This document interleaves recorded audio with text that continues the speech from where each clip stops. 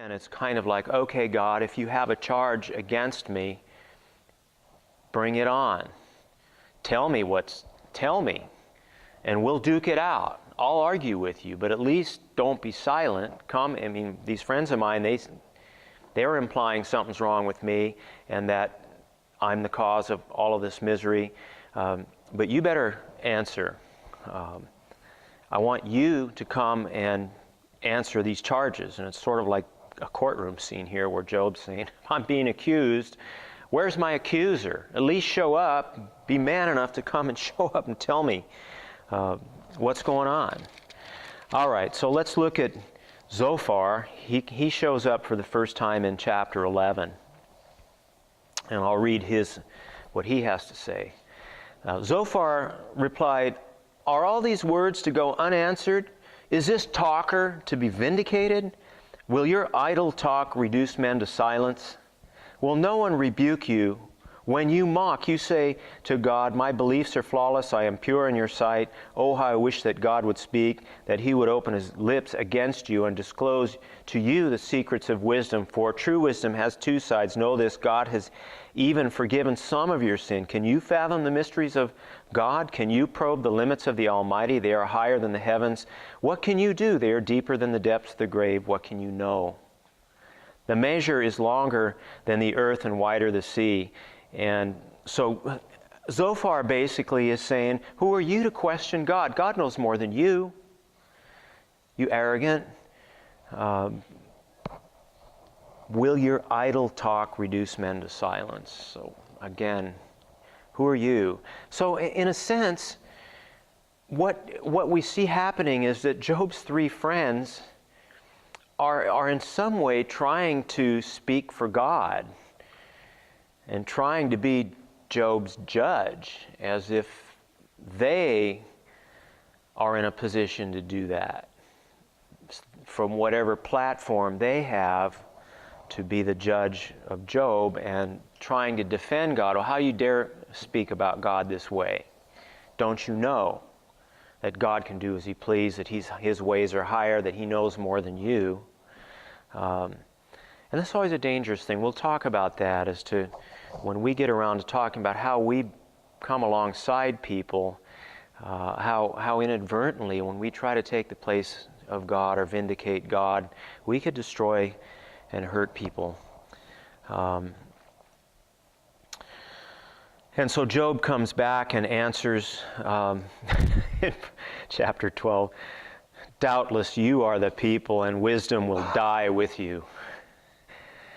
But I have a mind as well as you. I am not inferior to you. Who does not know all these things? I become a laughingstock to my friends, though I called upon God and he answered. So now he's coming back and saying, I know all this stuff. I know God is higher. I know God is wise. I've known that. You don't have to remind me from that. So that's round one. In chapter 15, the three friends have another chance to say their piece. And we'll go ahead and pass over most of that. We'll just read briefly Eliphaz in chapter 15. Would a wise man answer with empty notions or fill his belly with the hot east wind? Would he argue with useless words, with speeches that have no value? So that's Eliphaz's response to Job's response in the previous chapter. And then chapter 16, Job's response to Eliphaz's second speech is this. And this kind of sums up where this relationship with these friends is going and where it winds up. Job replied, I have heard many things like these. Miserable comforters are you all. Will you ever end will your long-winded speeches never end? What ails you that you keep on arguing?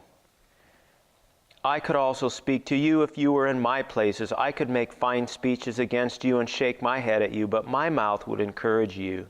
Comfort from my lips would bring you relief. Yet if I speak, my pain is not relieved, and if I refrain, it does not go away. And then verse 7, surely, O God, you have worn me out. You've devastated my entire household. You have bound me, become a witness. My gauntness rises up. So Job goes here from rejecting his friends as utter failures in their attempts to comfort him, back to complaining and grieving in his misery towards God.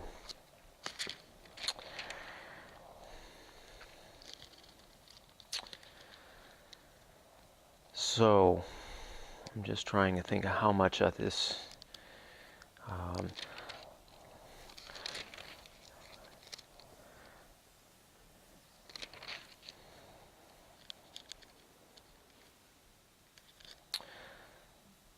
chapter 23, this is Eliphaz again, or Job responding to Eliphaz again. And he says here, even today my complaint is bitter, his hand is heavy in spite of my groaning. If only I knew where to find him. If only I could go to his dwelling, speaking of God here, I would state my case and fill my mouth with arguments. I would find out what he would answer me and consider what he would say. Would he oppose me with great power? No, he would not press charges against me. There an upright man could present his case before him, and I would be delivered forever from my judge. So here Job is essentially saying, God, you need to show up, because we need to talk this out, and I can prove to you that I am upright and that this affliction should be taken from me.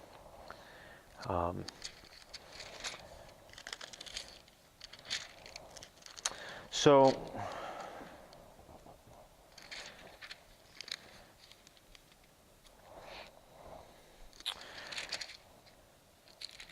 I'm just trying to figure out where it says the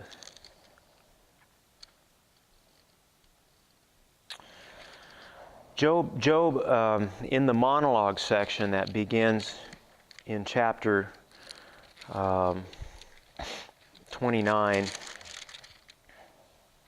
Well, actually, it starts out in 27 and 28, 29. He basically goes through the themes that have come out. One, his misery, his desire to be justified before God, his disappointment with his friends. And so in chapter 32, Elihu, he's a new character, comes into the book and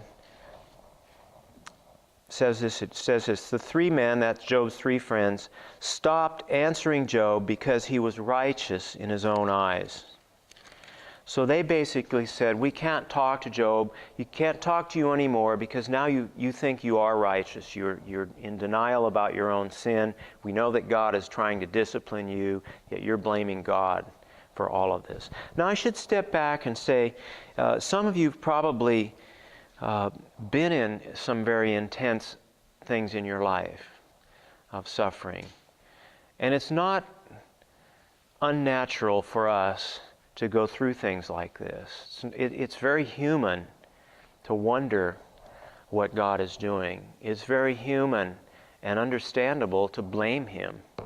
After all, He's the Creator. He knows everything. He's in charge of the universe and supposedly of our own lives. And so being hard on Job is, I think we have to understand when you get worn down like that, those are normal and natural questions to ask, and I'm sure God is aware. God has been dealing with humans for thousands of years and millions of people in these terrible situations, and obviously this is a very normal way to react.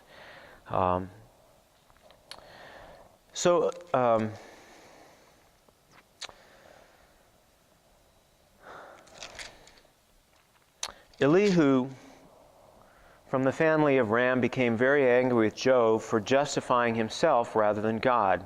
He was also angry with the three friends because they had found no way to refute Job and yet had condemned him. Now Elihu had waited before speaking to Job because they were older than he was. But when he saw that the three men had nothing more to say, his anger was aroused. So that's kind of arrogant. Elihu comes along and says, basically, Job's gotten self-righteous, but you three friends have really failed because you haven't refuted him. You haven't got Job to repent. You haven't presented arguments strong enough to get Job to put him back in his place. And so Elihu, the younger of all of them, says he's going to come along and do that.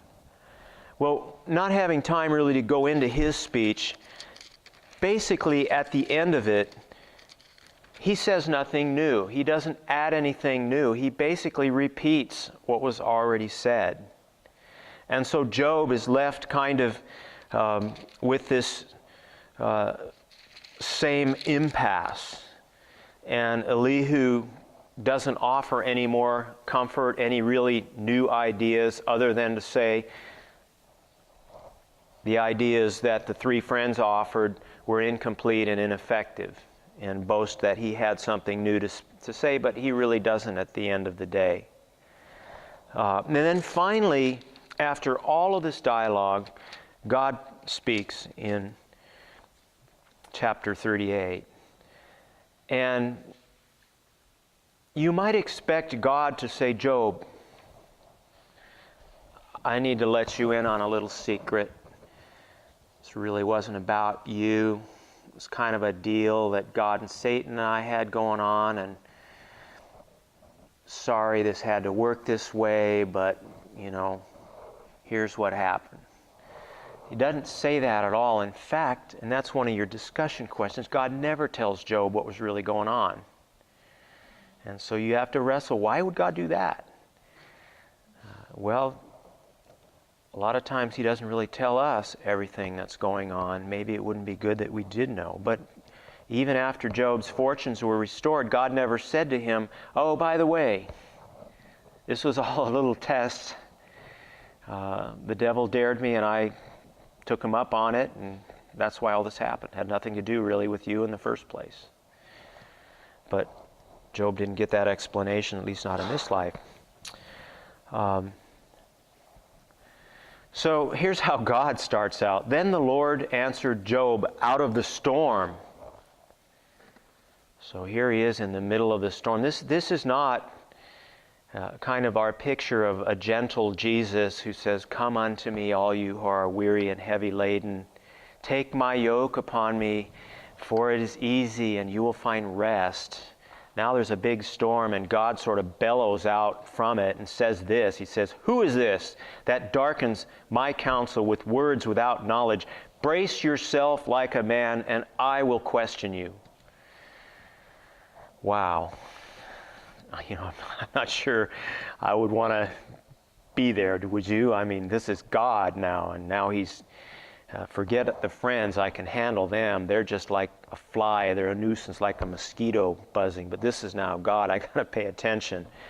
And it's not a comforting thing at all. God basically here vindicates himself.